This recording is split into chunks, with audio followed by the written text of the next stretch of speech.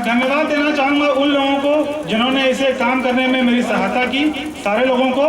और मैं धन्यवाद देना चाहूँगा उन लोगों को जिन्होंने रोकने का भरपूर प्रयास किया। आप कितने भी रोकें, हम रुकेंगे नहीं। पत्थर की थोड़ी सी, एक छोटा सा पत्थर नदी की धार को बदल देता है, लेकिन अगर उसी नदी में बहाव आ जाए तो बड़े बड़े ऑब्स्टेकल को हटा देता है। हम तो सिद्धाम में हैं, ये तो शिव की नगरी है, गंगा यहीं से निकलेगी, और जब गंगा में पानी आएगा तो सारे ऑब्स्टेकल हट जाएंगे। आज इंजीनियर्स डे है, विश्वेश्वरैया जी को हम श्रद्धांजलि दे रहे हैं। एक छोटी सी कहानी बताना चाहूँगा उनके बारे में। मद्रास के सी पोर्ट पर हमेशा समुद्र के बहाव से शिप टूट जाता था। ये मैसूर राजा की बात है, और वहाँ पे वो दीवान हुआ करते थे। बड़े परेशानी की बात थी क्योंकि शिप से मसाला आता था, खाने का सामान आता था, और बार बार वो टूट जाता था। विश्वेश्वरैया जी को लगाया गया कि सर इसका सोल्यूशन क्या है, पानी में क्या सोल्यूशन है। तो विश्वेश्वरैया जी गए, उन्होंने एक पर्टिकुलर जगह को लोकेट किया, एक एबेंडेंट टूटा हुआ शिप उन्होंने पानी में डुबो दिया, और डुबोने से ऐसा हुआ कि जो समुद्र की धार थी वो रुक गई और शिप को तोड़ना बंद कर दिया। कहने का मतलब ये हुआ, ये उस व्यक्ति का ज्ञान था और योग्यता थी नहीं, ये उनका इनोवेशन था। इसीलिए बहुत जरूरी है कि किसी भी शिक्षा में, किसी भी तरीके में इनोवेशन बहुत जरूरी है। आज थोड़ा सा मैं विचलित होता हूँ देखकर। इनोवेशन का मतलब ये नहीं है 5 दिनों में गोरापन, फेयर एंड लवली, कितने लोग लगाते हैं? बहुत सारे लोग लगाते हैं। 5 दिनों में गोरापन पॉसिबल नहीं है। और दूसरा, प्रो विटामिन बी, सीधा हम लोग विटामिन माथे में लेते हैं, बाल में हैं। अगर किसी को भूख लग जाए तो बॉडी में लगा लेगा, विटामिन मिल जाएगा उसे, नहीं ना।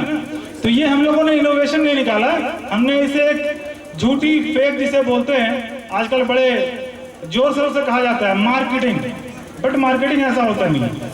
इसीलिए इनोवेशन जरूरी है।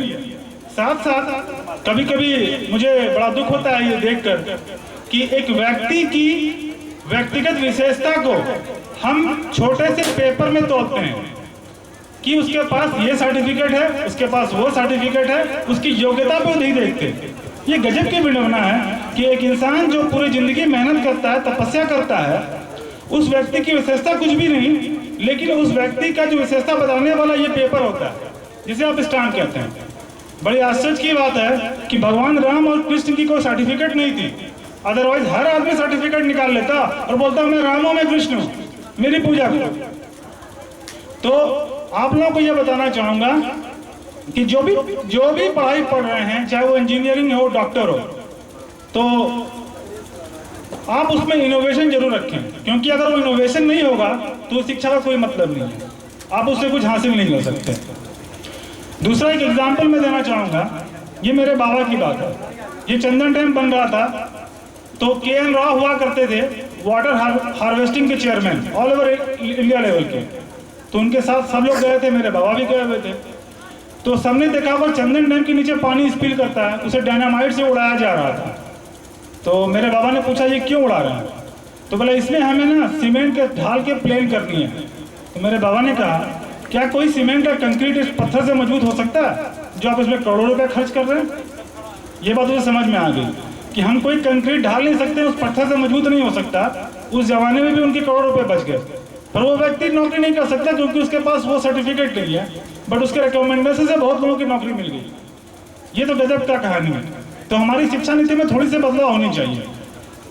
दूसरी बात, कभी कभी बड़ा आश्चर्य होता है देख कि सवेरे सवेरे आप टॉयलेट करने गए, सीटी बजी तो लोगों ने बोल दिया प्रेशर कुकर ऑन हो गया, खाना पक रहा है। ऐसा संभव नहीं है, ऐसा बिल्कुल संभव नहीं है। तो जहाँ तक विश्वेश्वरैया जी को समझ में आता है, मुझे ऐसा लगता है कि हर आदमी को, हर शिक्षक को, हर शिक्षक को एक स्वावलंबन होना, साथ साथ उस बच्चे में इनोवेशन होना जरूरी होती है। और मुझे लगता है विश्वेश्वरैया जी ने हमें यही सिखाया है, हमें यही सीखना भी चाहिए। और अंत में मैं यही कहना चाहूँगा, सारे उन बच्चों को कहना चाहूँगा जिन्होंने बड़ी मेहनत से इसे आज इस फ्रेशर्स पार्टी को तैयार किया है, दिन रात उन्होंने मेहनत की है। वो कहते हैं ना, एक सिनेमा की डायलॉग याद आ गए अगर तुम शिद्दत से चाहो तो पूरी दुनिया तुम्हारे पीछे लग जाती है। वही हाल इन लोगों की है, इन्होंने शिद्दत से मेहनत की है तो पूरा AMIT आज खड़ा हो गया। तो आगे मैं जानना चाहूंगा, प्रोग्राम देखना है या स्पीच सुनना है? प्रोग्राम देखना है तो ठीक है, मैं अपना स्पीच खत्म करता हूं और तुम लोग प्रोग्राम देखो, क्योंकि मैं भी प्रोग्राम देखना चाहता हूं तुम्हारे तरह।